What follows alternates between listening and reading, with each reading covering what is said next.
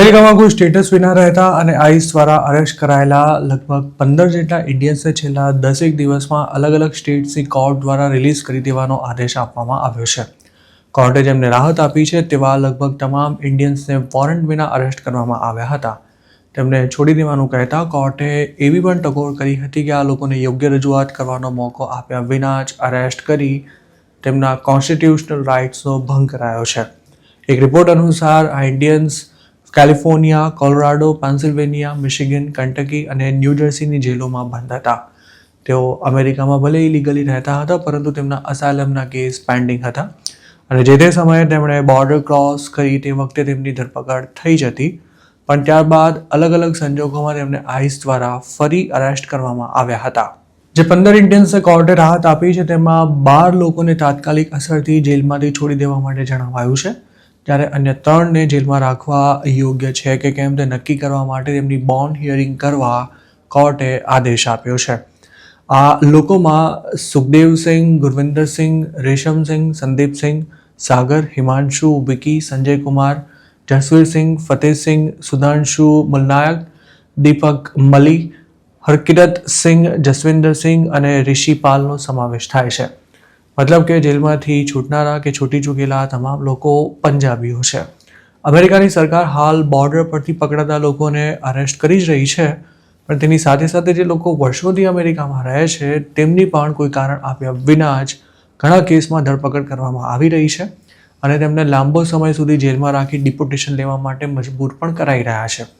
જોકે કોર્ટ્સનું આ અંગે એવું કહેવું છે કે જેમનું કોઈ ક્રિમિનલ બેકગ્રાઉન્ડ નથી તેવા ઇમિગ્રન્ટ્સને બોન્ડ હિયરિંગનો મોકો મળવો જોઈએ. આવા મોટાભાગના કેસમાં સરકાર એવી દલીલ કરતી હોય છે કે અરેસ્ટ કરવામાં આવેલો એલિયન ફ્લાઇટ રિસ્ક ધરાવે છે કે પછી પબ્લિક સેફટી માટે જોખમી છે. જોકે કોર્ટ તેના પુરાવા માંગે ત્યારે સરકારની બોલતી બંધ થઈ જતી હોય છે.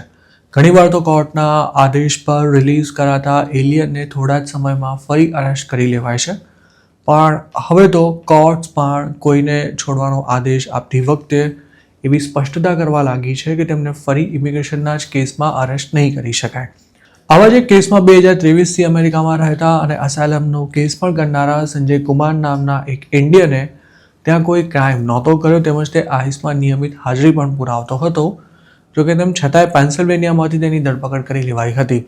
કોલોરાડોના એક કેસમાં પણ હરકિરત સિંહ નામના પંજાબીની 7 દિવસમાં બોન્ડ હિયરિંગ કરવા માટે ફેડરલ કોર્ટે આદેશ આપ્યો હતો. હાલમાં જ શિકાગોમાં અરેસ્ટ થયેલા મહેસાણા જિલ્લાના એક યુવકને પણ 70 દિવસ બાદ જેલમાંથી 0 બોન્ડ પર છોડી દેવામાં આવ્યો હતો.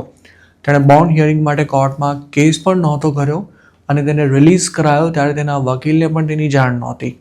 4 વર્ષથી યુએસમાં રહેતા આ ગુજરાતીનો અસાયલમનો કેસ હાલ પેન્ડિંગ છે અને ડિસેમ્બરમાં શિકાગો એરપોર્ટ પરથી બોર્ડર પેટ્રોલ દ્વારા તેની ધરપકડ કરવામાં આવી હતી. અમેરિકન મીડિયાના રિપોર્ટ્સ અનુસાર જે અનડોક્યુમેન્ટેડ ઇમિગ્રન્ટ્સને કોર્ટ દ્વારા રિલીઝ કરવામાં આવી રહ્યા છે તેમાંના મોટાભાગના ફેડરલ કોર્ટમાં હેબિયસ કોર્પસ ફાઇલ કરી જેલની બહાર આવી રહ્યા છે. જોકે જે સ્કેલ પર ધરપકડ અને ડિપોર્ટેશન થઈ રહ્યા છે તેની સરખામણી જેલમાંથી છૂટી રહેલા એલિયન્સનું પ્રમાણ ઓછું છે.